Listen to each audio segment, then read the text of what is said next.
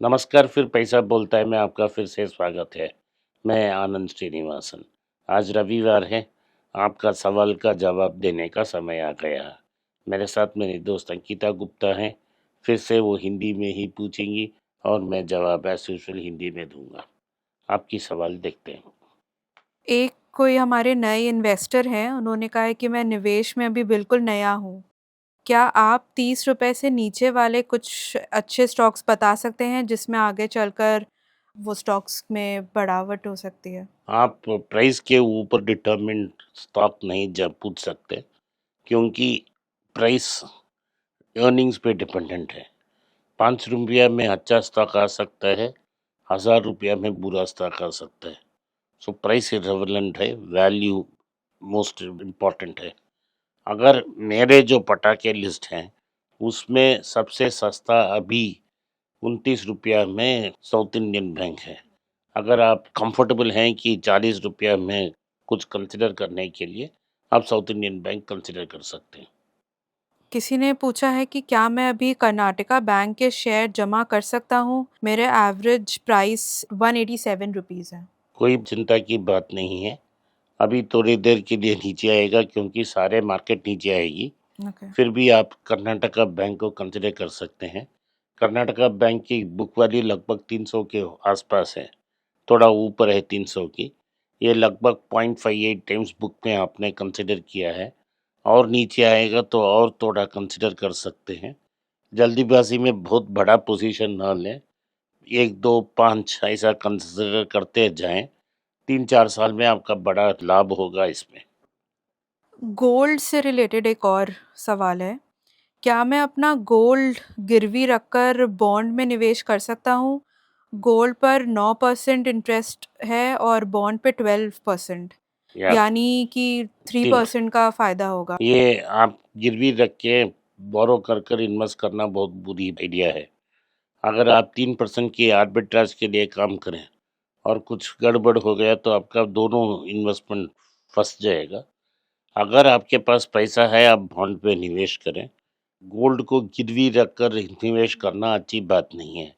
Gold emergency के लिए रखा है। अगर आपकी लाइफ में ऐसा ना हो जाए, कुछ इमरजेंसी आ जाए, तब गिरवी कर रखने के लिए ही गोल्ड है। निवेश करने के लिए गिरवी मत रखिए। ग्रो का क्या करना चाहिए? मुझे जिसने लिया था उनको आईपीओ में मिला था। क्या मैं इसे होल्ड करूँ या क्या? ग्रो अगर आपने आईपीओ मिला है, आप भी आज भी आपको प्रॉफिटेबल है, तो आप इसको एग्जिट कंसिडर करें और दूसरी जगह निवेश करें। क्योंकि ग्रो सिर्फ एक लो कॉस्ट ब्रोकर है। उनका जो प्रॉफिट मार्जिन है वो कैप है। अभी जो प्राइस ऊपर जा रहा है, एक शॉर्ट स्क्वीज के कारण जा रहा है। शॉर्ट स्क्वीज का मतलब ये है कि जिन्होंने उसे अर्जेंटली बेचा उनके पास स्टॉक नहीं था। बिना स्टॉक रखे उन्होंने बेच दी और उनको डिलीवरी नहीं दे पाए। क्योंकि वो डिलीवरी नहीं दे पाए, उन्हें ऑक्शन विंडो में आके ग्रो को खरीदना पड़ा। लगभग 100 करोड़ का ऑर्डर एक ऑक्शन विंडो में आ गया।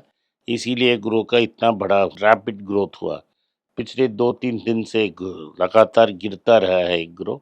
अगर आप एग्जिट कंसिडर करके दूसरी जगह आपने इन्वेस्ट किया तो आपको बेहतर रिजल्ट मिलेगा।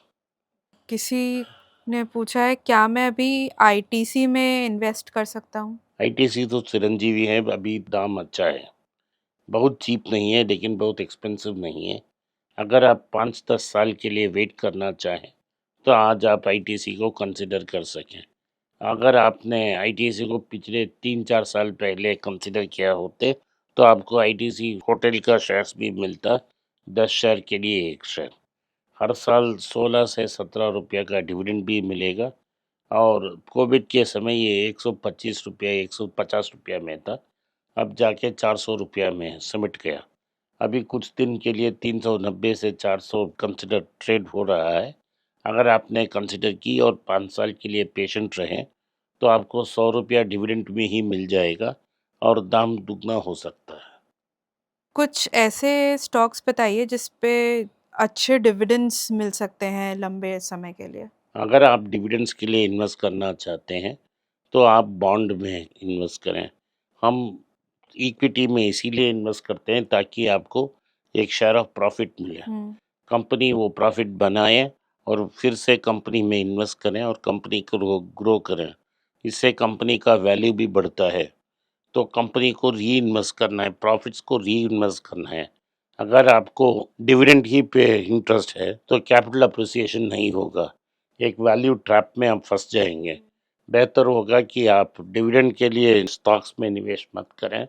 डिविडेंड के लिए आप एनसीडीज़ पे इन्वेस्ट करें, ताकि आपको 9 से 12% से आराम से इंटरेस्ट मिल जाएगा।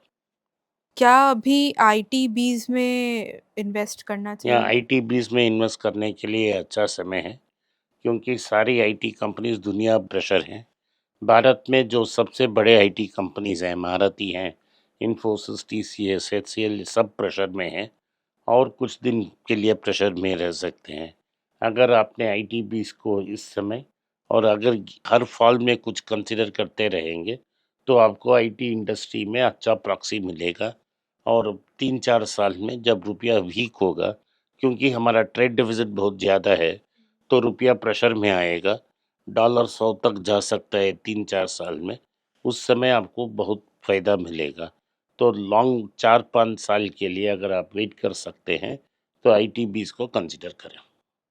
डॉक्टर रेड्डी या ज़ाइडस लाइफ साइंसेज़ में से लंबे समय के लिए कौन-सा बेहतर है? अगर आपके पास निवेश के लिए एक्स अमाउंट है, तो आप इसमें 2 में ब्रेकअप करें। आधा पैसा आप डॉक्टर रेड्डी पे डालें, आधा पैसा आप ज़ाइडस लाइफ साइंसेज़ में डालें। दोनों ही भारत के सबसे फार्मा कंपनीज़ में से एक है। ज़ाइडस लाइफ साइंसेज़ में एक बड़ा सब्सिडरी भी है, ज़ाइडस वेलनेस, जो कंज्यूमर प्रोडक्ट्स को डिस्ट्रीब्यूट करती है। और डॉक्टर रेड्डी भारत के सबसे बेहतरीन आईटी कंपनीज़ में से एक है, क्योंकि उसमें भी रेवलमेंट का जो सेल्स है वो ख़त्म होने वाला है, तो यही कारण ये नीचे है। डॉक्टर रेड्डी उसको काउंटर करने के लिए बहुत न्यूट्राकेमिकल्स उन्होंने शुरू की है। उन्होंने सेमीग्लूटाइड का प्रोडक्ट भी रेडी रखा है। तो डॉक्टर रेड्डी भी अच्छा करेगा, ज़ाइडस लाइफ साइंसेज़ भी अच्छा करेगा। इसमें दोनों में हाफ़-हाफ़ करें, तो आपको अच्छा ज़रूर रिज़ल्ट्स मिल जाएगा। किसी ने अभी पूछा है कि मैं अभी 36 इयर्स का हूँ और मैंने अभी-अभी शेयर मार्केट में इन्वेस्ट करना शुरू करा है। मैं हर महीने 50,000 रुपए लगाना चाहता हूँ।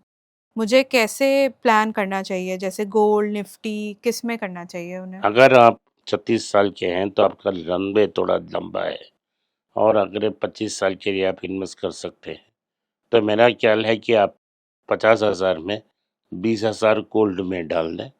बाकी वो जो पैसा है, उसमें से 5,000 निफ्टी में डालें। 10,000 आप इंडिविजुअल स्टॉक्स में कंसिडर करें।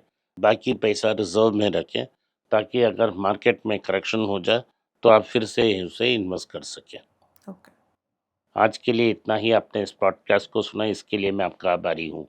हो सके इस वीडियो को लाइक कीजिए, चैनल को सब्सक्राइब कीजिए और बेल नोटिफिकेशन दबाएं। इस वीडियो को अपने दोस्त और रिश्तेदार के पास भेजें और उन्हें देखने की आग्रह करें।